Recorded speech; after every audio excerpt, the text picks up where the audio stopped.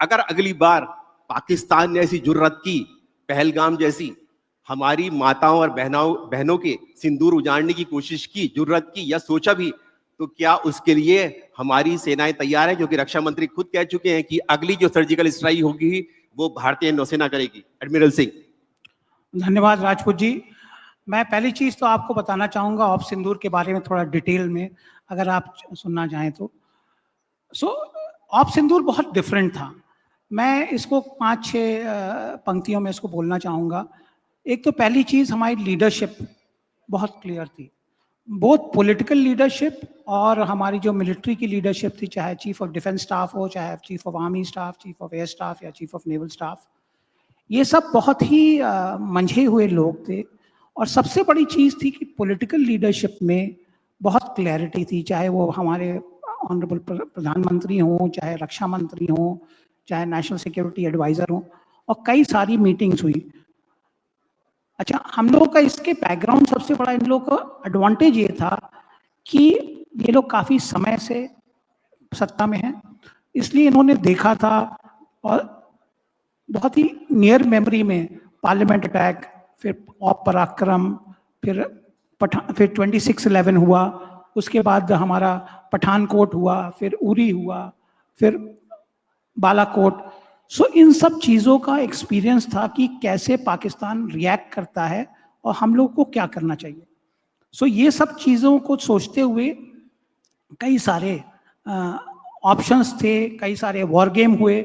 उसके बेसिस पे ये एक सुनिश्चित करके पहले से एक चीज़ें रेडी थी। अगर ये होगा तो हम ये करेंगे, अगर ये होगा तो हम ये करेंगे। तो इसलिए थोड़ा ऑप्शन ज़्यादा अच्छे थे और रिस्पांस जो हुआ वो अच्छी तरीके से हुआ। धन्यवाद सर। हमारे जो मन संचालक हैं उत्कर्ष जी, उन्होंने बताया कि एडमिरल सिंह की जो पहचान है, जो 40 साल की उनकी सेवा रही है, उन्होंने बताया कि दोनों छोर पर, पूर्वी छोर और पश्चिमी छोर, दोनों पर उन्होंने जो है कमांडिंग इन चीफ का पद निभाया है। लेकिन बहुत कम लोग जानते हैं कि उन्होंने एक एन वर्ड का जो इस्तेमाल किया, कि हमारी देश की जो न्यूक्लियर वेपन्स जो होते हैं, उनकी जो ऑपरेशनल जिम्मेदारी की जो होती है हमारे देश की स्ट्रेटेजिक फोर्स कमांड, उसमें भी सेवाएं जो है एडमिरल सिंह दे चुके हैं। एडमिरल सिंह, हम लोग आपसे एसएफसी के बारे में नहीं जानेंगे क्योंकि बहुत ही गोपनीय और क्लासिफाइड इंफॉर्मेशन उसकी होती है, लेकिन हम इतना जरूर जानना चाहेंगे कि जब ऑपरेशन सिंदूर हुआ तो हमारे देश के प्रधानमंत्री ने कहा कि जो हमें ब्लैकमेलिंग करता था पाकिस्तान, न्यूक्लियर ब्लफ जो करता था, उसको हमने मिट्टी में मिला दिया। उसके बारे में हम आपसे समझना चाहेंगे। यहाँ जितने भी अमर उजाला संवाद और एबीपी न्यूज जो टीवी पार्टनर है, उन सब के दर्शक आपसे जानना चाहेंगे कि न्यूक्लियर ब्लफ को हमने कैसे मिट्टी में मिलाया पाकिस्तान के सरगोदा में और किराना हिल्स में जो हमने अटैक किया।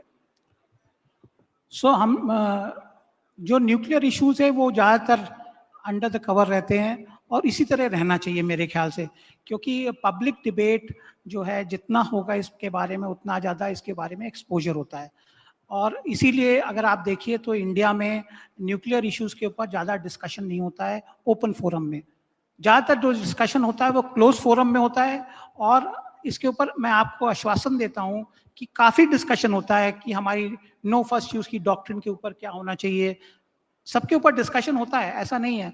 और हाईएस्ट लेवल पे होता है और जितने भी डिसीजंस होते हैं वो सब हाईएस्ट लेवल पे होते हैं, पर इसके बारे में ज़्यादा लोग बात नहीं करते हैं। एंड मेरे ख्याल से ये सही तरीका भी है।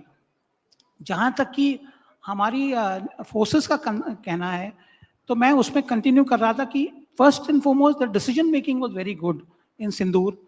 दूसरी चीज़, हमारी फोर्स की रेडनेस बहुत हाई थी, चाहे वो डिप्लॉयमेंट ऑफ एसेट्स हो। अब मैं सिर्फ मैरीटाइम फोर्सेस की बात नहीं कर रहा हूँ, मैं एयरफोर्स की बात कर रहा हूँ, आर्मी की है, इनफैक्ट नेवी की जो रेडनेस थी वो बहुत हाई थी। चूँकि हम लोग की एक 2 साल में एक बार एक्सरसाइज होती है, उसको कहते हैं ट्रोपेक्स, थिएटर लेवल एक्सरसाइज होती है, वो मार्च में ख़त्म हुई थी। उसके बाद हम लोग एक रेडनेस एक्सरसाइज करते हैं आप तैयार, जिससे पूरे जितने वेपन सिस्टम के ट्रायल्स होते हैं सब हो जाते हैं। तो those had just been completed in April, so the navy was fully ready. और इनफैक्ट कुछ शिप्स ऑलरेडी मिशन डिप्लॉयड थी और पूरी घेराबंदी कर दी हमने पाकिस्तान, पूरी तैयारी थी। और ये उम्मीद नहीं थी कि ये होगा पहलगाम का।